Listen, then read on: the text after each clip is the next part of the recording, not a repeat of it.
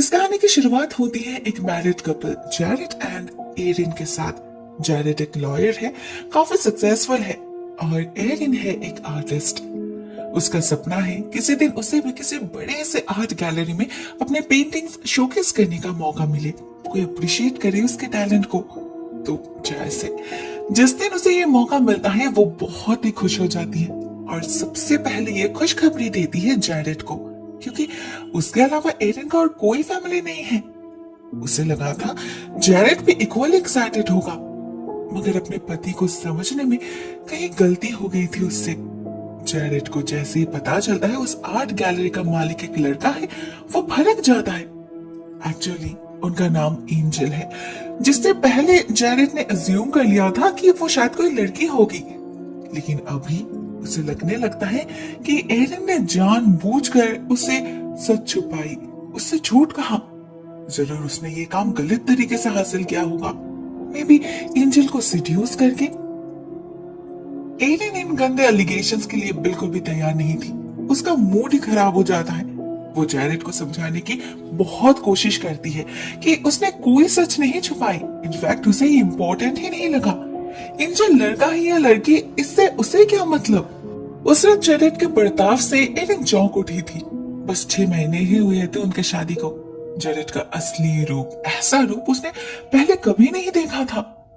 उसके self respect को तो हानि पहुंचती ही है, ऊपर से माफी भी उसे ही मांगनी पड़ती है, क्योंकि फाइनली जैरेड सिचुएशन को ऐसे ही प्रेजेंट करता है एज इफ वो सच में गुनहगार है। एरिन को बहुत खराब लगता है, लेकिन वो बात को खींचती नहीं, वो बहस करना नहीं चाहती थी। मगर उसके चुप रहने से सिचुएशन और बिगड़ जाता है। जैरेड का बर्ताव डे बाय डे रूड होता जाता है।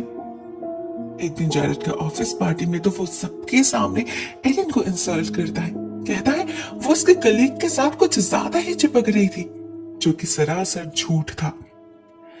जैरेड अपनी जेलसी और पोसेसिवनेस के चक्कर में अंधा हो चुका था।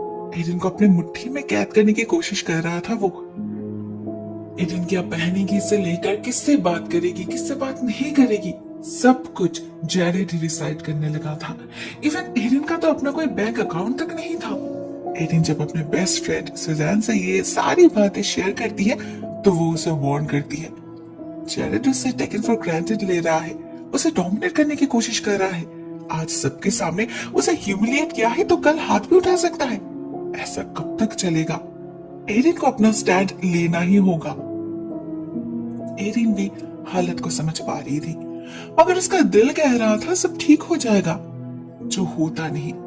उल्टा एरिन के गैलरी ओपनिंग के दिन एरिन और एंजल को बात करते देख जैरेड इतना नाराज हो जाता है कि एरिन पर हाथ उठा देता है, उसे फोर्सफुली खींचकर घर ले जाता है। उससे प्रॉमिस करवाता है कि वो एंजल से और कोई कांटेक्ट नहीं रखेगी। जानबूझकर एरिन के स्पेशल डे को खराब कर देता है वो। एक्चुअली वो उसकी तरक्की सहन नहीं कर पा रहा था। उसे डर था एरिन अगर उससे आगे निकल गई तो वो उसे कंट्रोल कैसे करेगा। गुस्से में पागलों जैसा बिहेव करने लगा था जैरेड, जिससे एरिन काफी डर जाती है। उसे शांत करने के लिए वो चुपचाप घर तो आ जाती है, मगर वो समझ चुकी थी सुजैन ने बिल्कुल सही कहा था। जैरेड के चेहरे से अब नॉर्मल है, ये तो गुस्से में उसका खून भी कर सकता है। और इस घर में रहना एरिन को ठीक नहीं लगता। जैसे ही जैरेड नहाने जाता है वो किसी तरह अपना सामान पैक करके बाहर भागती है, लेकिन उसे अपनी कार केस नहीं मिल रही थी। कैसे मिलती, वो तो जैरेड के पास था। उसने पहले ही गेस कर लिया था एरिन ऐसा ही कुछ करने वाली है। बहुत डराता है उसे जैरेड, धमकाता है, इवन थप्पड़ भी मारता है, लेकिन इतना कुछ करके भी अल्टीमेटली एरिन को वो रोक नहीं पाता। पहले एरिन जाकर शेल्टर लेती है अपने एक नेबर पॉली के घर, और वहां से कॉल करती है सुजैन को। उसे लगा था पॉली उसकी वेल विशर है, वो खुद भी एक ट्रॉमेटाइज्ड डिवोर्स से गुजर चुकी है कभी, तो एरिन के हालात जरूर समझ पाएगी। मगर रियलिटी में होता कुछ और। पॉली उल्टा जैरेड को ही कॉल करके घर बुला लेती है, और जैरेड आकर एरिन को लिटरली घसीटते हुए अपने साथ ले जाने लगता है। थैंकफुली ठीक तभी सुजैन आ जाती है और पुलिस का थ्रेट देकर अपने दोस्त को रेस्क्यू कर लेती है। नहीं तो अगर उस रात एरिन को घर लौटना पड़ता, पता नहीं क्या हो जाता उसके साथ। सुजैन उसे बहुत बार कहती है पुलिस में रिपोर्ट करने के लिए, लेकिन एरिन नहीं मानती। कार्वर फैमिली बहुत इन्फ्लुएंशियल है। जैरेड और उसके डैड के कनेक्शंस काफी ऊपर तक है। उसका केस टिक नहीं पाएगा। बात बिल्कुल सही थी। फिर भी सुजैन उसके कुछ फोटोज ले लेती है उसके घाव के, जिससे बाद में अगर कभी जरूरत पड़ी तो काम आ सके। अगले कुछ दिन एरिन वहीं बिताती है, लेकिन जैरेड के हाथ से उसे मुक्ति नहीं मिलती। वो दिन रात उस घर के बाहर इंतजार करने लगता है, जिससे एरिन कहीं और भाग ना पाए। उसे लगा था ऐसा करने से एरिन डर जाएगी और उसके पास वापस आने पर मजबूर हो जाएगी, मगर ऐसा होता नहीं। एक दिन एरिन सुजान की तरह ड्रेस अप करके जैरेड के सामने से निकल जाती है। उसे कुछ पता ही नहीं चलता।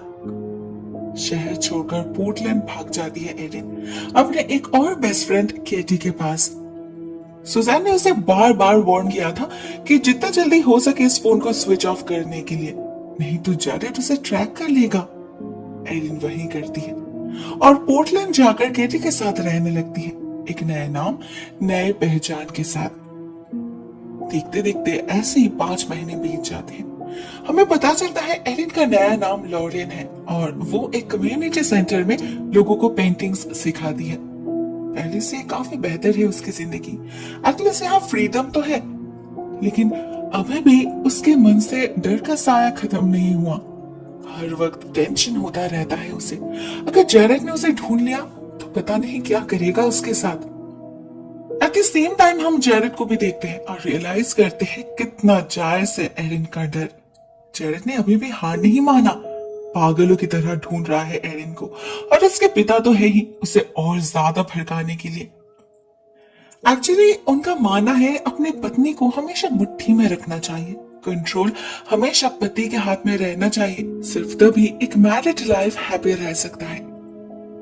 एरिन भाग गई है सुनकर वो जैरेड को बहुत कोसते हैं। कैसा मर्द है वो, अपने पत्नी को संभाल ही नहीं पाया। अब बाप इतना गिरा हुआ सोचता है तो बेटे की सोच कैसे बेहतर हो सकती है।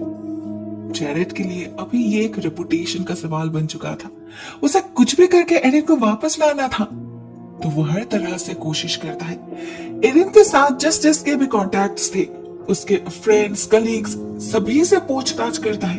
और ऐसे ही एक दिन कॉल जाता है केटी के पास। केटी उसे कन्विंस करने की पूरी कोशिश करती है कि एरिन से उसका कोई कांटेक्ट नहीं है, लेकिन जैरेड को शक हो चुका था। वो बार बार कॉल करके केटी से पूछताछ करने लगता है। इससे एरिन समझ जाती है कि वो और ज्यादा दिन चुपकर नहीं रह सकती, उसे जैरेड का सामना करना ही होगा। लेकिन वो और मार खाना नहीं चाहती थी, इसीलिए वो एक सेल्फ डिफेंस क्लास ज्वाइन करने की डिसाइड करती है। इससे एटलीस्ट वो खुद को प्रोटेक्ट तो कर पाएगी। इसी बीच अपने आर्ट क्लास में एक माइल्स नाम के बंदे से उसकी मुलाकात होती है। बंदा काफी क्यूट था और एरिन में इंटरेस्ट भी ले रहा था। एरिन को भी वो अच्छा लगने लगता है, लेकिन जैसे उसे पता चलता है माइल्स एक लॉयर है, उसे जैसे 440 वोल्ट का झटका लगता है। जैरेड के डर से ऐसा हाल हो चुका था उसका। लेकिन माइल्स हाल नहीं छोड़ता एंड अल्टीमेटली उन दोनों में दोस्ती हो ही जाती है। एक तरफ सेल्फ डिफेंस तो दूसरी तरफ माइल्स के साथ एक नए रिश्ते की शुरुआत। एरिन धीरे धीरे अपने अतीत के साय से बाहर निकलने लगी थी। जैसे जैसे वो मेंटली एंड फिजिकली रिकवर कर रही थी, स्ट्रांग होती जा रही थी, उसका कॉन्फिडेंस भी वापस आने लगा था। फाइनली एक दिन वो डिसाइड कर लेती है कि वो डिवोर्स केस फाइल करेगी, लेकिन उसके पास कोई पैसा नहीं था। तो वो माइल्स से मदद लेती है, जो उसे अपने एक दोस्त के पास ले जाता है, जो बिना किसी पैसे के उसका केस लेने के लिए राजी हो जाता है। वो लॉयर एरिन को सजेस्ट करते हैं कि उन्हें वो जैरेड के खिलाफ डोमेस्टिक अब्यूज का भी चार्ज लगाए। इससे शायद वो जेल नहीं जाएगा, मगर उसका रिकॉर्ड पे एक काला धब्बा जरूर लगेगा, जो एक लॉयर के लिए काफी ज्यादा हार्मफुल है। साथ में वो एरिन को ये भी वार्न करते हैं कि ट्रायल में बहुत तरह की बातें होगी। जैरेड पूरी कोशिश करेगा एरिन को कॉर्नर करने की, उसके कैरेक्टर पे भी सवाल उठाया जाएगा, तो उसे इसके लिए प्रिपेयर्ड रहना होगा। एरिन को पता था ये सब होने वाला है, लेकिन वो फिर भी तैयार नहीं थी। अभी भी हर रात उसे नाइटमेयर्स आते रहते हैं। जैरेड के डर से अभी भी वो सो नहीं पाती, तो वो थोड़ा वक्त मांग लेती है सोचने के लिए। इसी बीच उसके साथ कुछ अच्छा भी होता है। उसे एक ऑफर मिलता है अपने पेंटिंग्स को शोकेस करने का। वो तो बहुत खुश हो जाती है और रात रात भर जग के अपना 100% देकर एक मास्टरपीस तैयार करने में लग जाती है। इतने दिनों बाद अपने सपने को पूरा करने का एक दूसरा मौका मिल रहा था उसे। एक्साइटेड तो वो थी ही, लेकिन साथ में अलर्ट भी थी। जिंदगी में इतना तो सीख लिया था उसने कि खतरा कभी भी आ सकता है, किसी भी रूप में। तो वो हमेशा अपनी आंखें खुली रखती थी। ऐसे ही एक दिन वो नोटिस करती है कि वो जहां भी जाती है एक आदमी उसका पीछा करता है, ब्लैक कार में। बहुत ही वियर्ड तरीके से घूरता है उसे। एरिन को शक होता है कहीं ये जैरेड का आदमी तो नहीं।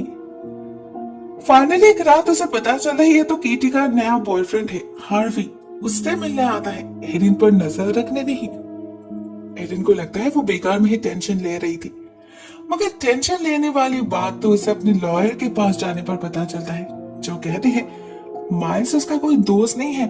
उसने तो उसे हायर किया था एरिन का केस हैंडल करने के लिए। तो माइल ने उससे झूठ क्यों कहा कि ये लॉयर उसका दोस्त है? क्यों कहा वो दोनों क्लासमेट्स थे? इसका एक ही जवाब हो सकता है, माइल्स जरूर कुछ छुपा रहा है। वो जरूर सीक्रेटली जैरेड के लिए काम कर रहा है। एरिन डिसाइड कर लेती है कि वो माइल्स से और कोई कांटेक्ट नहीं रखेगी। अभी सिर्फ और सिर्फ अपने पेंटिंग्स पर, अपने करियर पर फोकस करेगी वो, और केस के लिए खुद को रेडी करेगी। वो करते भी वही है, लेकिन अपने गैलरी ओपनिंग के दिन उसे पता चलता है किसी ने उसके सारे पेंटिंग्स खरीद लिया है। पहले तो बहुत खुश हो जाती है वो, लेकिन फिर उसे एहसास होता है एक ही इंसान सारे पेंटिंग्स क्यों खरीदेगा। वो जानकारी निकालती है और पता चलता है कि वो आदमी और कोई नहीं, जैरेड ही है। लेकिन ये कैसे पॉसिबल है? एरिन ने तो अपना स्यूडोनिम यूज किया था, लॉरेन। इसका एक ही मतलब हो सकता था कि जैरेड उसके बारे में सब कुछ जानता है। वो कहाँ है, क्या कर रहा है, उसका नया नाम क्या है, सब खबर है उसके पास। इस बार भी एरिन का सारा शक जाता है माइल्स के ऊपर। तो जब माइल्स उसे कॉन्ग्रेचुलेट करने आता है, वो गुस्से में उसे बहुत कुछ सुना देती है। लेकिन माइल्स कुछ भी जानने से इनकार करता है। वो कहता है उसने एरिन से झूठ इसलिए कहा था जिससे उसे बुरा न लगे। हाँ, ये बात सच है कि वो लॉयर उसका दोस्त नहीं है। एक्चुअली उसने उसे हायर किया था एरिन का केस लेने के लिए। वो पे कर रहा था उसकी फीस, लेकिन वो नहीं चाहता था एरिन को खराब लगे, इसलिए उसने ऐसा किया। बहुत समझाने के बाद एरिन को फाइनली उसके बातों पर यकीन आ जाता है। लेकिन अभी सवाल यह था कि अगर माइल्स नहीं तो कौन? कोई तो है जो एरिन की खबर जैरेड तक पहुंचा रहा है।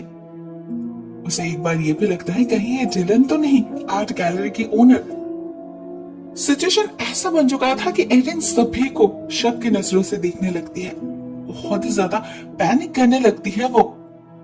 ऐसे में केटी आती है उससे बात करने, उसे शांत करने, लेकिन उसके बाद उसे उल्टा एरिन और ज्यादा डर जाती है, क्योंकि आखिरकार उसे पता चल ही जाता है उसका बैकस्टैबर कौन है।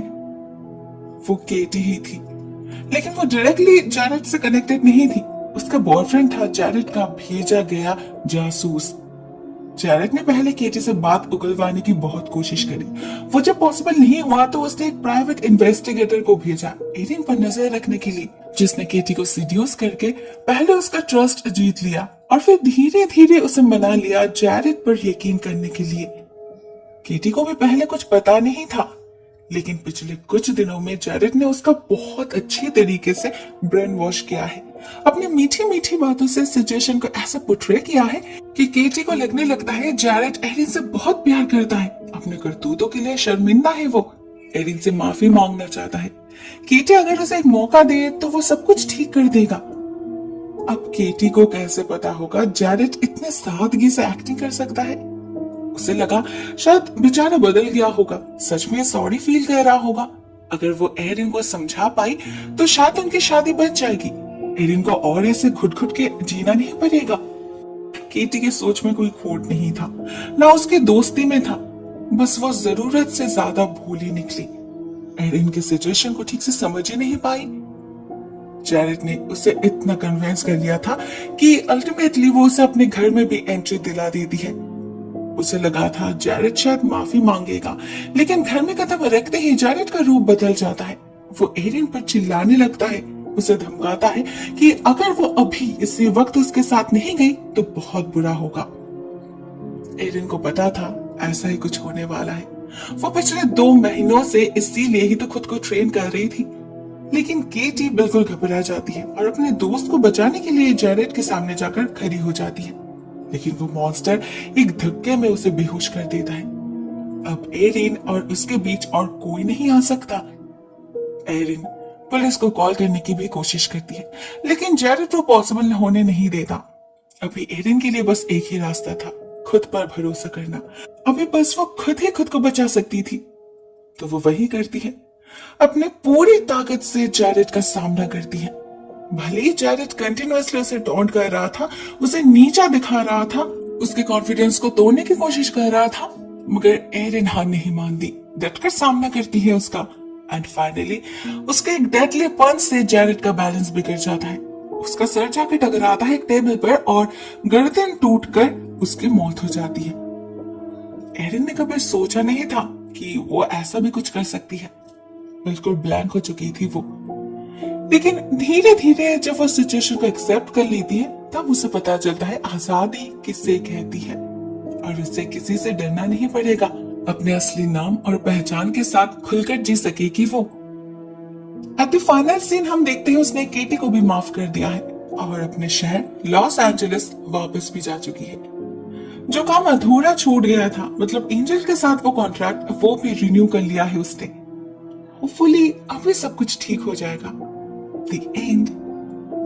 दोस्तों, कहानी यहीं पर एंड हो जाती है। डोमेस्टिक अब्यूज को लेकर एक बहुत ही स्ट्रेट फॉरवर्ड स्टोरी है जो मुझे पर्सनली अच्छी लगी। इससे हमें पता चलता है सिर्फ हमारे देश में ही नहीं, ये बीमारी पूरी दुनिया में है। अब इस 21st सेंचुरी में भी लड़कियों को प्रॉपर्टी की तरह ट्रीट किया जाता है और कभी कभी तो वो सम्मान तक नसीब नहीं होता। इसका एक ही इलाज है, फाइट बैक करना, ये प्रूफ करना कि लड़कियां कमजोर नहीं होती।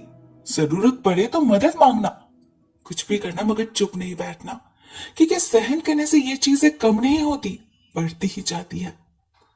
दोस्तों, आज के लिए बस इतना ही। Thank you so much for watching this video. बहुत जल्द मिलते हैं किसी और नए वीडियो के साथ। तब तक के लिए टेक केयर। टाटा।